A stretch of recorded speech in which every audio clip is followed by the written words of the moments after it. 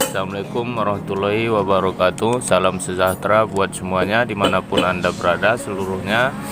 Nah, di sini tidak lupa-lupa saya ucap salam satu tang, salam satu obeng, salam satu kunciring pas. Nah, di sini saya dari channel Mekanik Sumatera ingin berbagi tips sedikit saja tentang bagaimana analisa yang terjadi pada bagian plat bagian suara yang terjadi di bagian kopling kepunyaannya motor Absolut Revo, dan pada umumnya pada semua motor tipe kopling otomatis itu adalah sama, cuman hanya berbeda ukuran dan bentuk saja. Nah, di sini pada satu kasus mesin ini adalah timbul dua suara pada bagian mesin. Itu yang pertama suara dengung atau banyak orang bilang suara tangisan di mesin motor. Itu pada mulanya suara itu bersumber dari gear close ganda di sini. Nah, di sini ada gear close ganda atau bisa dikata gigi sekunder, sementara lawannya di sini adalah bisa dikata gigi primer yang terdapat pada rumah kopling atau hose cloud. Nah, di sini sumber suara tangisan atau dengung sebab gear di sini mengalami keausan sudah di sini. Nah, cuman kalaupun misal kita lakukan pergantian gearnya ini saja, kalau gear di sini juga sudah mengalami keausan, maka suara tangisan atau suara dengung yang terdapat pada mesin itu tidak akan hilang seutuhnya. Paling memang berkurang suaranya, tapi tidak secara seutuhnya. Cuman kalau untuk dilakukan pergantian part keduanya antara gigi sekunder dengan gigi primer, biayanya kan tuh mahal. Nah, akan mahal sekali. Nah, di sini gear untuk gear sekunder di sini kan ada dua. Di sini yang satu ini adalah dia pisah. Nah, di sini yang satu dia berpisah. Ini bro. Nah, ini kan jelas ada jarak, ada spasi di sini. Nah, ini adalah gigi sebagai peredam, ini dibuat oleh pabrikan.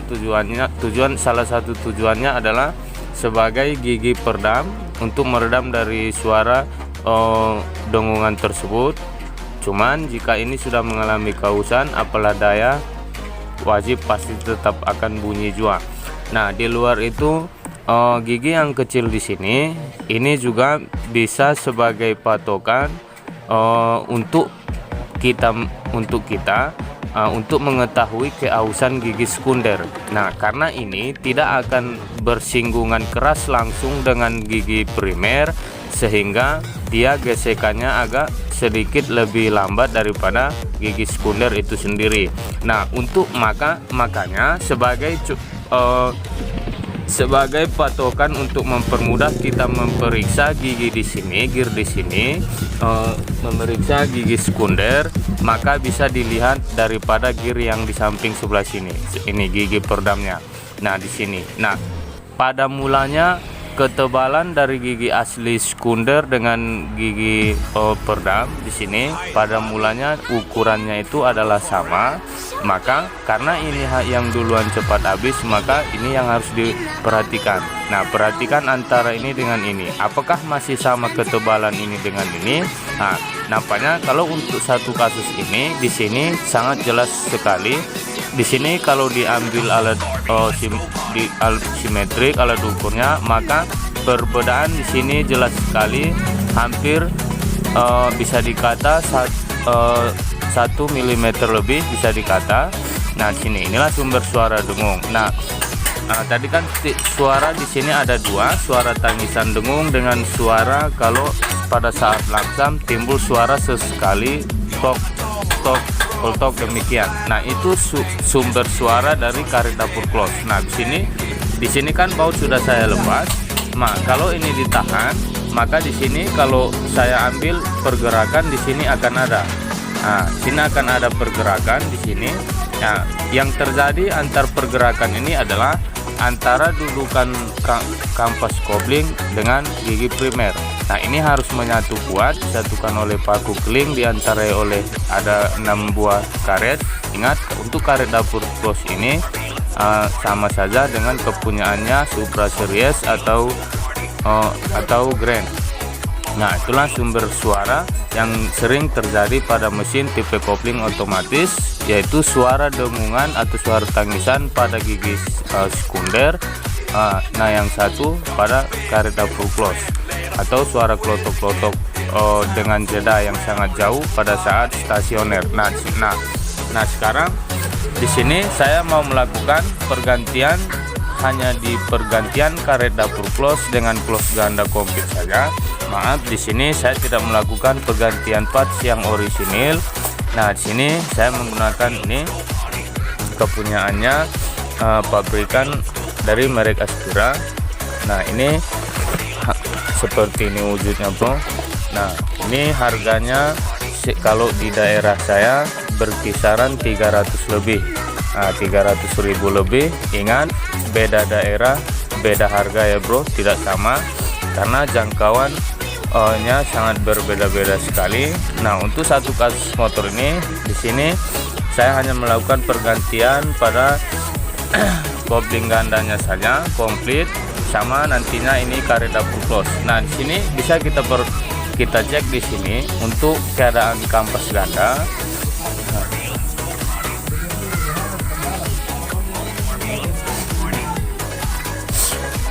Nah, di sini untuk kampas ganda perlu saya ingatkan keras sekali lagi untuk semua mekanik yang ada di seluruh Indonesia. Di sini kan jelas tuh, ini ada bekas lasan dilakukan oleh yang sebelumnya. Nah, pada mulanya kalau berdasarkan logika kita, ini tidak ada fungsi, bro. Ini tidak ada gunanya nih, karena prinsipnya begini. Sebelum dia diberi torsi, dia udah diberi daya. Nah, sedangkan untuk rumus kinergi yang sungguhan harus memenuhi torsi dulu baru diberikan daya, kan demikian.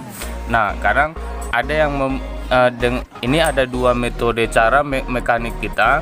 Nah, di sini dilakukan prosesi pengelasan agar tonjolannya semakin jauh sehingga kampas yang berdampingan sampingnya ini akan membuka seperti ini. Nah, ada satu cara lagi, dari karet damper yang ada di dalam sini diganjal. Mungkin daripada dilas demikian, mengganjal karet akan lebih baik. Cuman saya ingatkan keras sekali lagi kepada mekanik yang ada di seluruh Indonesia, ini bukanlah cara yang sungguhan. Ini tidak dianjurkan. Kalau kita memakai rumus logika kan seperti ini. Sebentar, bro.